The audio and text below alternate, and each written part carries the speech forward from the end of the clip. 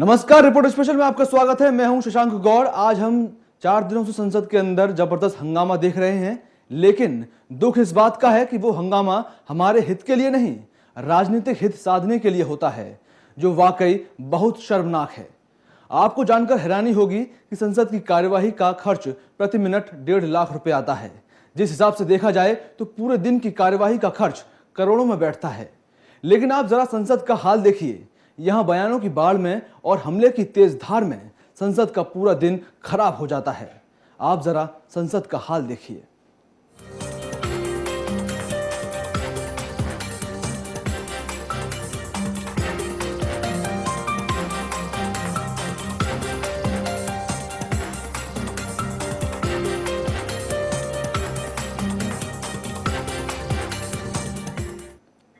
आज हम आपको 3 विवादित बयान दिखाएंगे, जिसमें से 2 बयान ऐसे हैं संसद के शीतकालीन सत्र के 4 दिन खराब कर गए और अब भी मामला थमता नहीं दिख रहा है। साक्षी महाराज ने नाथूराम गॉडसे को देशभक्त क्या बताया, तो संसद में आज पूरा दिन वही मुद्दा छाया रहा। विपक्ष मुद्दे को छोड़ना नहीं चाहता था, जबकि खुद साक्षी महाराज ने भी अपने इस बयान पर संसद के अंदर ही माफी मांग ली। लेकिन विपक्ष फिर भी मानने को तैयार नहीं दिखा और आज के दिन भी संसद में खूब बवाल मचा। कहने को भारत विश्व का सबसे बड़ा लोकतंत्र है। यहाँ पर 125 करोड़ जनसंख्या को वोट करने का अधिकार है, लेकिन जरा देखिए आपका ये अधिकार किस काम में आ रहा है। जिन सांसदों को हम अपने अधिकार के लिए संसद में भेजते हैं, वो बयानों पर लड़े भिड़े जा रहे हैं। क्या देश का भला इन बयानों से ही होगा? क्या देश का भला बयानों के बाद माफी मांग लेने से होगा? अगर नहीं तो फिर क्यों ये बयान दिए जाते हैं, और बयान जुबान से निकल भी गए तो संसद का वक्त इन पर लड़कर क्यों बर्बाद किया जाता है? संसद कोई कुश्ती का अखाड़ा तो नहीं है, लेकिन माहौल तो ऐसा हो जाता है कि मानो बहुत बड़ा कोई संग्राम छिड़ने वाला हो। संसद में जनता के हितों के बारे में सोचने और विचारने के लिए जनता वोट देकर सांसद चुनती है, लेकिन जरा अपनी संसद का हाल तो देखिए। यहाँ काम कम बयानों पर अखाड़ा लगता है। यहाँ पर बयानों की बाल से खाल निकाली जाती है। कोई बयान देने वाला माफी भी मांग ले तब भी उसकी खैर नहीं। ये बीजेपी के सांसद साक्षी महाराज हैं, जिन्होंने महात्मा गांधी के हत्यारे नाथूराम गॉडसे को देशभक्त कह दिया तो बस बवाल मच गया, या राजनीति की भाषा में कहें तो विपक्ष के हाथ में बटेर लग गई। सारे मुद्दे एक तरफ, बस यही एक बयान पूरे सदन में गूंजने लगा। चिल्ला चिल्ला कर विपक्ष ने संसद के सारे काम ठप कर दिए और माफी मांगने की बात करने लगी। और साक्षी महाराज ने पहले संसद के बाहर भी माफी मांगी और फिर संसद के अंदर भी माफी मांगी, लेकिन उससे भी संसद के अंदर कोई असर नहीं पड़ा। सम्मान करता हूं और पूरे सदन का सम्मान करता हूं। कल बात जो बाहर हुई थी, मैंने तत्काल उसे वापस ले लिया था। सारी मीडिया में, सारे अखबारों में वो बात आ गई। मेरे मित्रों के पास में कोई मुद्दा नहीं है तो खामखा ये मुद्दा उठाते हैं। मुझे लगता है हम आहा भी भरते हैं तो हो जाते हैं बदनाम। तुम कत्ल ही करो तो यहाँ चर्चा नहीं होती। हमने वहीं के वहीं वापस ले लिया था। अरे मेरे मित्र सुनो, आपको सुनना पड़ेगा मेरी बात को। महात्मा गांधी की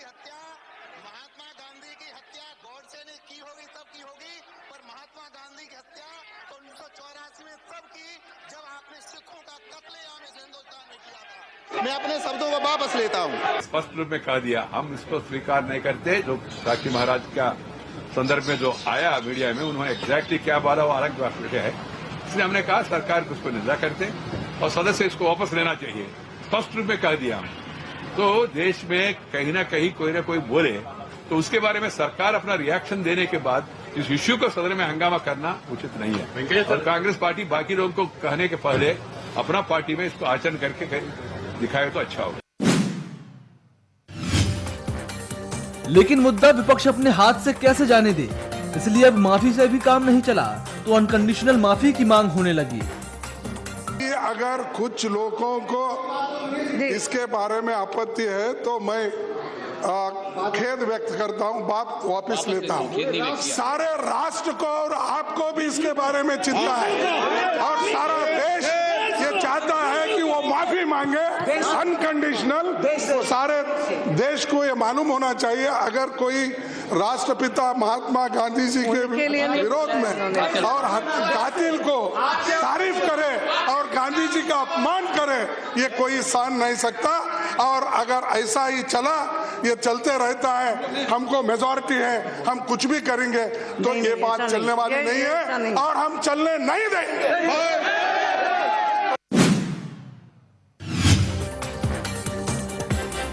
नाथूराम गॉडसे के मामले पर सदन में तो पूरे दिन बवाल मचा ही, साथ ही राजघाट पर जाकर कांग्रेस ने अपना प्रदर्शन किया और हे राम कहते हुए नारे लगाए और कांग्रेसी सांसद ज्योतिरादित्य सिंधिया ने देश से माफी मांगने की बात कही।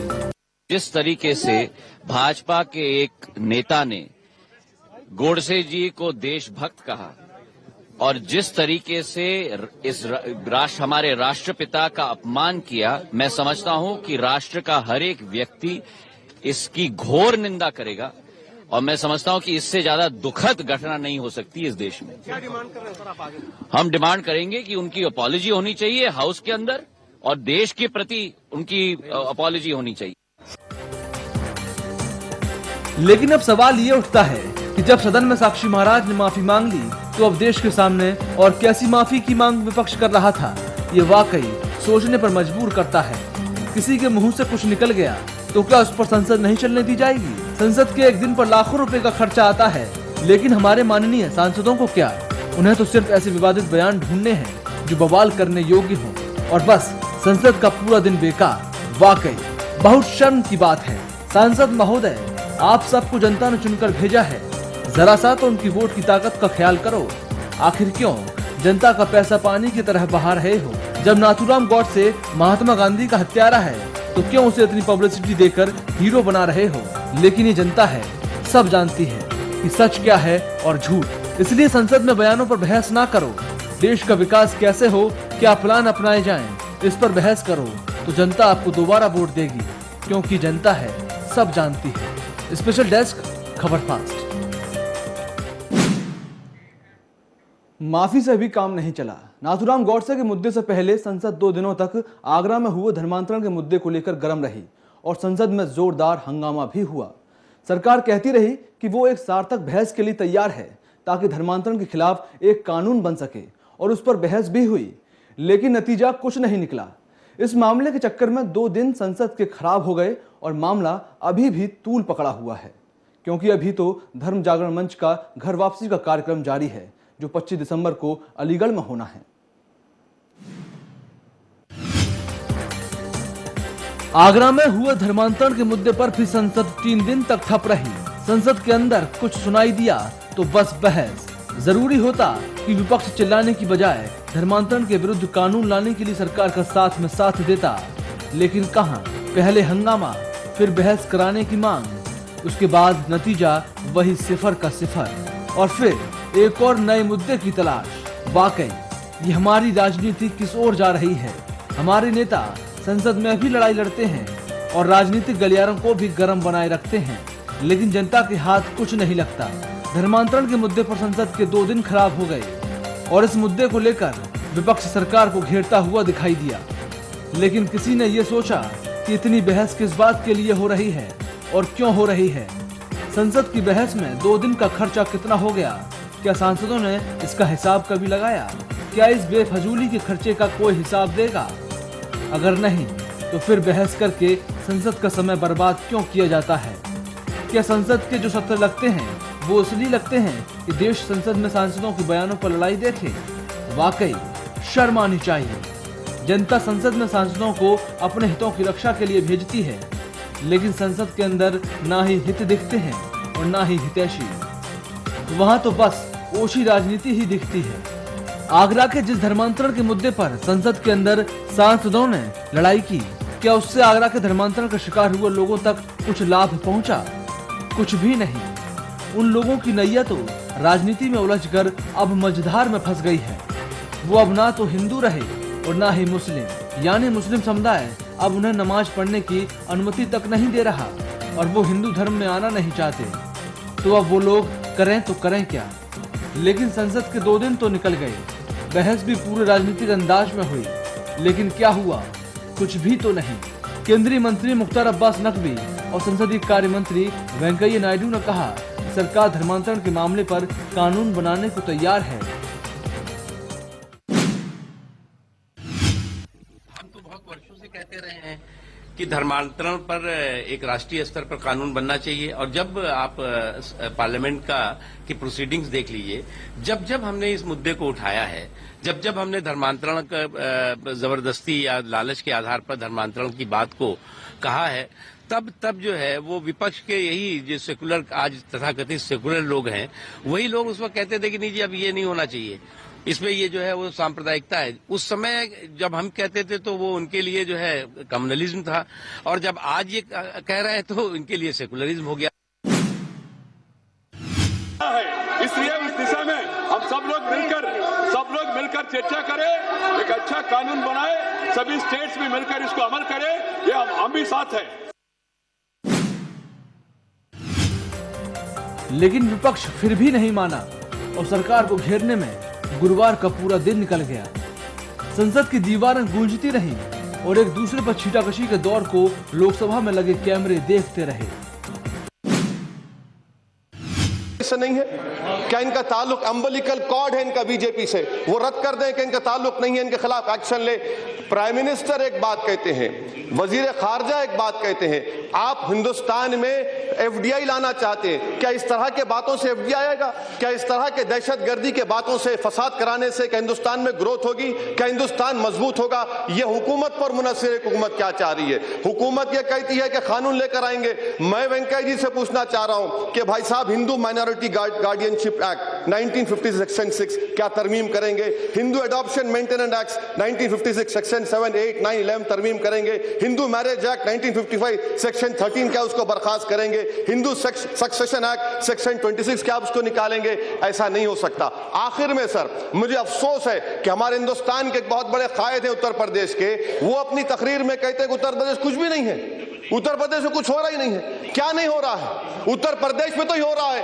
अगर आप और बीजेपी मिले हुए नहीं होते तो आप एक्शन ले लेते वहां पर आरएसएस और बजरंग दल के खिलाफ। 2 दिन के बाद भी एक्शन नहीं लिया। 200 लोग मारे, कोशिश कर रहे हैं। अलीगढ़ में इतना गड़बड़ हो रही है। अरे आप नूरा कुश्ती करना छोड़ दीजिए। इसीलिए हम हुकूमत से मुतालबा करते हैं कि आप, अगर आपका मजहब हिंदुस्तान फर्स्ट है, अगर आपकी किताब कॉन्स्टिट्यूशन है, बंद करिए आपके लोगों को। ये बजरंग दल, आरएसएस के लोग आपके लोग हैं और हम डरने वाले नहीं हैं। हम अपने मजहब पर चलेंगे। मुझे जितना फख्र हिंदुस्तानी पर है उतना फख्र मुसलमान होने पर है। ना ईसाई डरेंगे ना मुसलमान डरेंगे। आप लाख कोशिश कर लीजिए, हम मजहब तब्दील करने वाले नहीं है। सभापति महोदय, मैं सिर्फ ये बात कहना चाहता हूं, मैं कृष्ण से बड़ा कोई हिंदू, जादव से बड़ा कोई हिंदू संस्कृति जो गरीबों के लिए मरने वाला व्यक्ति होगा, मैं गर्व से कहता हूं कि क्या कहा कि राजपाट मेरा है। जिस तरीके से तुम गए हो, खून की नदियां बहा देंगे यदि तुम लौट के नहीं आओगे, तो हम एक एक को चुन चुन के मारेंगे हिंदुस्तान में, तुमको वापस आना पड़ेगा। ये टीवी पर कहा गया, तब मैंने नोटिस दी। मुझे नोटिस देने का कोई मतलब नहीं था, मैंने ये नहीं देखा कि कौन क्या बोलता है। इसीलिए वेंकैया नायडू साहब, मैं सम्मान करता हूं आपका, मैं किसी दल को गाली देने नहीं, लेकिन देश बचेगा अगर नहीं। और मैं ये कहूंगा, मैं बिल्कुल कहूंगा कि ये याद रखना कि केंद्र सरकार हमारे कंट्रोल में है, केंद्र सरकार हमारे कंट्रोल में है और हम इस एजेंडा को आगे, अरे सुनिए, और ये हमारे कंट्रोल में है और ये हम करते जाएंगे। ये अध्यक्ष महोदय संविधान के विपरीत है। आपके संस्था के प्रांतीय अध्यक्ष ने कहा है, राजेश्वर सिंह जी ने, RSS spends 50 lakhs a month on conversion of average 1000 families. का नाम जो सदन में नहीं है, we have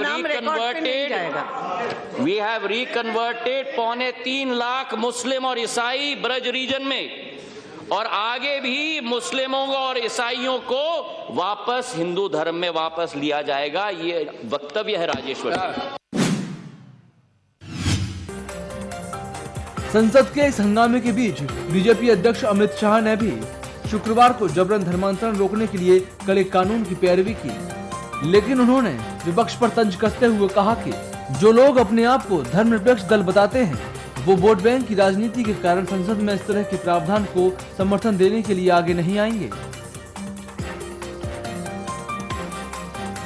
जबरन धर्मांतरण नहीं होना चाहिए और इसके खिलाफ संसद में कड़ा कानून लाया जाना चाहिए।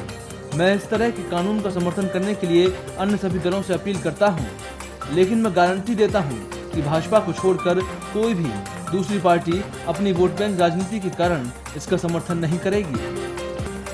तो अब सवाल भी उठता है कि क्या संसद सिर्फ राजनीति करने के लिए है या जनता के हितों का काम करने के लिए?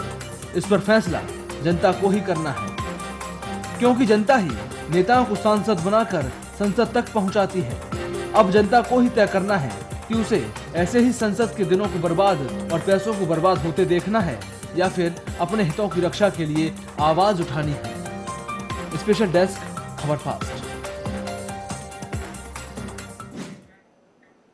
क्या संसद राजनीति करने के लिए है? ये एक बड़ा सवाल है। अब एक और विवाद राजनीतिक गलियारों में तूल पकड़ रहा है। वो है यूपी के राज्यपाल राम नाईक का राम मंदिर को लेकर दिया गया बयान, जिसमें उन्होंने कहा है कि भारतीयों की इच्छा के अनुरूप अयोध्या में राम मंदिर का निर्माण होना चाहिए, जिसका कुछ बीजेपी सांसदों और शिवसेना ने भी समर्थन किया है।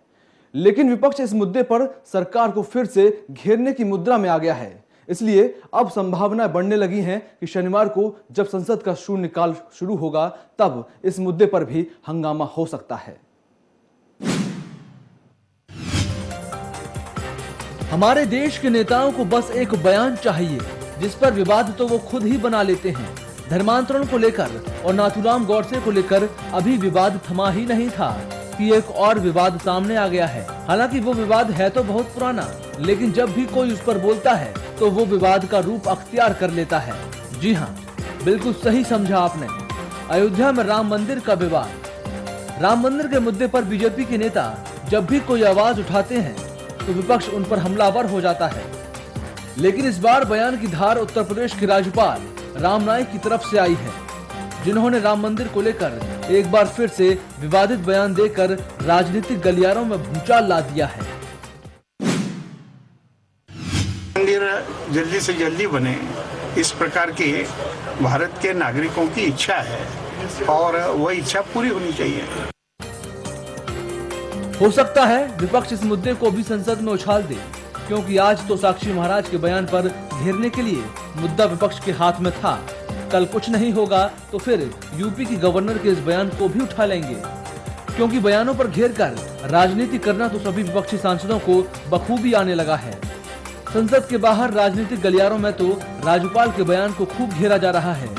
हो सकता है कल इस मामले पर संसद में भी बहस सुनाई दे। मेरे ख्याल उनकी व्यक्तिगत राय होगी, संवैधानिक पद पर बैठने के बाद शायद ये रहने होगी, क्योंकि उन्हें मालूम है सर्वोच्च न्यायालय ने इसमें स्थगन आदेश दे रखा है। अब सर्वोच्च न्यायालय के स्थगन के आदेश के खिलाफ बोलने का मतलब कंटेम्प्ट ऑफ द कोर्ट होता है। मैंने समझ पाता किस रूप में उन्होंने राय दी है। अगर व्यक्तिगत राय दी है तो भी उनको इन चीजों से बचना चाहिए, क्योंकि अब वो इस समय भाजपा के कार्यकर्ता नहीं है या आरएसएस के कार्यकर्ता नहीं है, वो उत्तर प्रदेश के गवर्नर हैं। यूपी का पूछो। राज्यपाल ने कहा है कि अयोध्या मंदिर जो है जल्दी बनना चाहिए। ये जो उत्तर प्रदेश के राज्यपाल ने जो ये कल एक बयान दिया है कि अयोध्या में राम मंदिर का निर्माण बहुत जल्दी होना चाहिए, मैं समझती हूँ कि इनको संवैधानिक पद पर बैठकर तो भारतीय संविधान की गरिमा का ध्यान रखना चाहिए और इन्हें इस बात का भी ज्ञान होना चाहिए, क्योंकि ये मामला माननीय अदालत में चल रहा है और जब तक अदालत का कोई फैसला इस संबंध में नहीं आ जाता है तब तक वहां पर राम मंदिर का निर्माण नहीं हो सकता है। तो उधर इस मामले से अपने हाथ पीछे खींचने वाले और बाबरी मस्जिद मामले में मुख्य पैरोकार हाशिम अंसारी के भी सुर कुछ बदले हुए दिखाई दिए। गवर्नर क्यों बनाए गए? सिर्फ मंदिर बनाने के लिए गवर्नर बनाए गए हैं। आओ अदालत के अंदर, अगर सबूत है तो तुम्हारे हक में फैसला होगा, अगर सुबह से तो हमारे हक में फैसला होगा। या तो मुकदमा लड़ो और या तो राजनीति करने के लिए असेंबली पार्लियामेंट के अंदर हंगामा करो। लेकिन उधर बीजेपी के नेता राज्यपाल के इस बयान को बिल्कुल ठीक ठहरा रहे हैं और वे भी राम मंदिर बनने की बात कह रहे हैं, तो शिवसेना भी बीजेपी के सुर में सुर मिला रही है।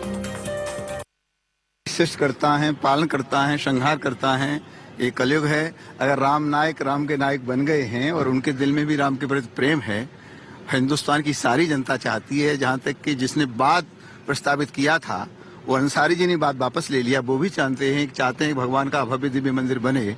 तो राम नायक ने अगर ऐसा कहा है, और हम जब 2014 में चुनाव में गए थे तो एजेंडे में घोषणा पत्र में राम मंदिर को लेकर के चले थे, तो मैं इसमें कुछ बुरा नहीं मानता, पर मैं इतना कहना चाहता हूं कि मीडिया को इतना विवाद या दूसरे लोगों को, विपक्षियों को इतना विरोध नहीं उठाना चाहिए। बाबर किसी का रिश्तेदार नहीं था, बाबर आक्रांता था। बाबर ने मंदिर तोड़ करके एक मस्जिद का निर्माण करने का प्रयास किया था, तो उसे मस्जिद कहना भी अपराध है। मैं बहुत शालीनता से यह कहना चाहूंगा कि सूर्य अपनी गर्मी छोड़ सकता है, चंद्रमा शीतलता छोड़ सकता है, हिमालय से उतरने वाली गंगा हिमालय को वापस जा सकती है, पर अयोध्या में भगवान श्री राम का मंदिर बनने से दुनिया की कोई ताकत रोक नहीं सकती है। जी, आप एक बात बताइए, आपने जो कहा कि सारे पूरे देश में सभी लोग राम मंदिर चाहते हैं, आपका ये स्टेटमेंट था। कुछ अपवाद को छोड़ करके अधिकांश लोग, अपवाद मतलब आप नहीं चाह रही होंगी, मैं तो चाह रहा हूँ। और आप लोग मीडिया, आप लोग भी कैमरा के सामने ये बात नहीं कह सकते मंदिर बनना चाहिए, पर हमारे कान में आप भी कहते हैं हम भी ये चाहते हैं मंदिर बनना चाहिए। तो साक्षी महाराज, आपको ये पूछना चाहते हैं कि हमारे देश में बहुत सारे कम्युनिटीज हैं। Let me finish my question first of all. हमारे देश में बहुत सारे कम्युनिटीज हैं, बहुत सारे रिलीजियस ग्रुप्स भी हैं, क्योंकि सेक्युलर कंट्री है इंडिया। तो आप कह रहे हैं मैडम, सेक्युलर इंडिया इसलिए है कि हम यहाँ बड़ी संख्या में हैं। जिस दिन हम छोटी संख्या में हो गए उस दिन आपकी गर्दन पर भी तलवार होगी, तब सेकुलर नहीं रहेगी ये। और किसी की पूजा पद्धति में हम थोड़ी अब व्यवधान पैदा कर रहे हैं, चाहे कोई नमाज खड़े होके करे, उल्टा होके करे, हमें किसी को कोई परेशानी नहीं है। लेकिन अयोध्या के प्रभु श्री राम, अयोध्या जन जन की आवाज है, वहाँ दुनिया की कोई ताकत, सारा विश्व एक तरफ इकट्ठा हो जाए, मस्जिद नहीं बना सकता, वह मंदिर ही रहेगा। लेकिन सवाल ये है कि राज्यपाल होने के नाते ये संवेदनशील मामला है। राज्यपाल एक व्यक्ति भी तो हैं, राम भक्त भी तो हैं, उनके नाम के आगे राम भी तो लगा हुआ है। अगर व्यक्तिगत रूप से उन्हें अपनी हृदय की भावना को प्रकट किया है, इतनी बुरी कौन सी बात है? क्योंकि ये संवेदनशील मामला है। आप कल कहेंगे अंसारी मुसलमान हैं, वो क्यों राम की बात करता है? राम की बात कोई कर सकता है, राम किसी एक व्यक्ति के नहीं, वही राम है, वही अल्लाह है, वही गॉड, कोई परेशानी नहीं है। लेकिन अगर राम नायक जी ने ऐसा कहा है, मैं इसे कभी विरोध नहीं मानता। उनकी व्यक्तिगत भावना, उसे रोका नहीं जा सकता। Thank you madam. अब केंद्र में अगर मोदी जी की सरकार आई है, हमारी विचारधारा की सरकार आई है, तो आंदोलन जो हुआ था, ये आंदोलन उस वक्त अयोध्या आंदोलन जो था वो राम मंदिर के लिए हुआ था। तो अब ये मौका आया है हमें कि इस देश में प्रभु श्री राम का मंदिर बने। ये राम का मंदिर, ये राष्ट्र का मंदिर है। उपराज्यपाल के इस बयान पर राजनीतिक गलियारे तो बहुत गर्म हो गए हैं। अब बस संसद तक इसकी तपिश पहुंचनी बाकी है, वो भी जल्द देखने को मिल जाएगी, क्योंकि संसद में राजनीति तो करनी है, चाहे संसद के कितने भी दिन बहसबाजी और छीटाकशी की भेंट चढ़ जाए, लेकिन कोई बयान छूट ना जाए बहस के लिए, इस पर तवज्जो ज्यादा दी जाती है। स्पेशल डेस्क, खबर फास्ट। वाकई बड़ी हैरानी होती है कि जिस संसद में जनता अपनी आवाज उठाने के लिए नेताओं को भेजती है, वहां नेता अपनी ही आवाज पर बहस करने लगते हैं, अपने ही मुद्दे पर बहस करने लगते हैं। पिछले कुछ सालों में संसद के जो सत्र हुए हैं उसमें हमने देखा है, बखूबी देखा है, जिसमें हर बार विपक्ष की यही कोशिश रहती है कि बस किसी तरह से सरकार के पाले में कोई सब कुछ ठीक तरीके से चलते रहे, ऐसा ना हो पाए। और इसी वजह से एक बयान जिस पर माफ़ी भी मांग ली हो, फिर भी अनकंडीशनल माफ़ी नहीं मांगी, ऐसा बोलकर उस पर दोबारा माफ़ी के लिए बहस शुरू हो जाती है। ये संसद का हाल है और करोड़ों रुपए जनता के स्वाहा हो जाते हैं। वाकई देश की संसद का अगर यही हाल रहा तो हम कैसे देश का विकास करेंगे, ये सोचने पर मजबूर करता है। फिलहाल रिपोर्ट स्पेशल में इतना ही। सोमवार को फिर किसी रिपोर्ट के साथ हाजिर होंगे, तब तक के लिए नमस्कार।